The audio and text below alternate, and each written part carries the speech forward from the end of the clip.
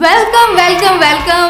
back to Lisa Unplugged. Well, আমাৰ কাৰণে মাটি এটা সাধাৰণ সলিড এক্সিস্টেন্স নহয় মাটি আমাৰ কাৰণে হৈছে এটা আইডেন্টিটি এনেকুৱা এটা ইমোশনাল অ্যাটাচমেন্ট এনেকুৱা এটা সেন্টিমেন্ট জড়িত হৈ আছে কাৰণ আমি যিখিনি মাটিত থাকিছো খেতি কৰিছো বিভিন্ন ধৰণৰ কাম কৰিছো যুগ যুগান্তৰ ধৰি বিভিন্ন জেনাৰেশন মানে a lot of generation has passed. For example, আমাৰ আজু ককা ডেটা আমি বা ইভেন আমাৰ আপকামিং জেনাৰেশন হে মাটিটো লৈ জড়িত হৈ আছে এটা লিগেসি মেইনটেইন হৈ আছে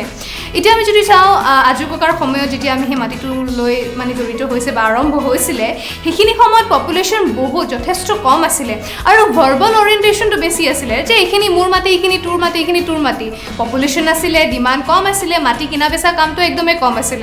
সো এই ডকুমেন্ট কৰা লিগেলাইজ কৰা হেবোৰ ঝামেলাত মানে সময় নাছিল মানে ভাবিছিল যে কিনো দৰকাৰ নেসেসিটিও নাছিল কিন্তু সময় সোৱা যেতিয়া সময় পাৰ হ'ল আৰু with the evolution of time গোটে সিস্টেম টু চেঞ্জ হ'ল মানুহবোৰ আহিলে পপুলেশন বাঢ়িলে তাৰ পিছত মাটি কিনা বেচা কামবোৰ বেছিকে হ'ল এই documentation became a prime concern কাৰণ সব কি হয় লিগেলাইজেশন অফ your own land মানে আপোনাৰ যদি ডকুমেন্ট নাই মাটি পট্টা নাই তেতিয়া আপোনাৰ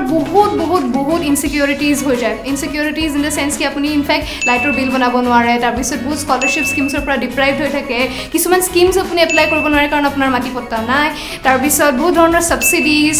ইনফ্যাক্ট বিপিএল কাৰ্ড এইবোৰ বহুত ধৰণৰ প্ৰভিজনছ পৰা আপুনি ডিপ্ৰাইভড হৈ থাকে যদি আপোনাৰ লিগেলাইজেশন হৈ থকা নাই যিখিনি মাটিত আপুনি বাস কৰি আছে আপুনিতো বহুত যুগ যুগান্তৰ ধৰি বাস কৰি আছে তাতে আপুনি খেতি কৰি আছে কাম কৰি আছে কিন্তু আজুকহাতে নবনালে বা সময়ছোৱাত আপোনাৰ সেই ডকুমেন্টেশনখিনি নহল তাৰ বাবে আপুনি এনেকুৱা এটা ডিপ্ৰাইভেশনত ফসি গল এনেকুৱা এটা টেনশনত ফসি গল যে উলাব পৰা নাই এন্ড হেন্স ফৰ 2016 চনত সেন্ট্ৰেল গভৰ্নমেন্ট আৰু ষ্টেট গভৰ্নমেন্টে মিলি এটা ডিসিশন ললে যে মাটি পট্টা দিব এটা এনেকুৱা হকা দিয়া এটা ডিসিশন দিলে কাৰণ আমাৰ হাতত মাটি আছে আমি থাকিছো বহুত বছৰ ধৰি আছো কাম কৰি আছো খেতি কৰি আছে আমাৰ ডেটাহতে বা আমাৰ ককাহতে কিন্তু যেতিয়া মাটি পট্টা নাই যেতিয়া কোনো নথিপত্ৰ নাই যে এইখিনি আমাৰে মাটি কোন সময়ত গভৰ্নমেন্টে আহি এটো ৰিজাৰ্ভ কৰি দিয়ে কোন সময়ত কোনো ইলিগেল মানুহ আহি আমাৰ পৰা এইখিনি লৈ যায় এনক্ৰোচ হৈ যায় বা কোন সময়ত আমাকে ইলিগেল বুলি কৈ দিয়ে একেবাৰে ঠিকনা নাই এটা এনেকুৱা এটা চিন্তা এনেকুৱা এটা ভয় যোনটো মানে মই শব্দৰে উচ্চাৰণ কৰি মানে মই ক'ব নোৱাৰিম যে কেনেকুৱা এটা ভয় মানে সাগে সেই মানুহসকলে মানে সদায় জীয়াই আছিল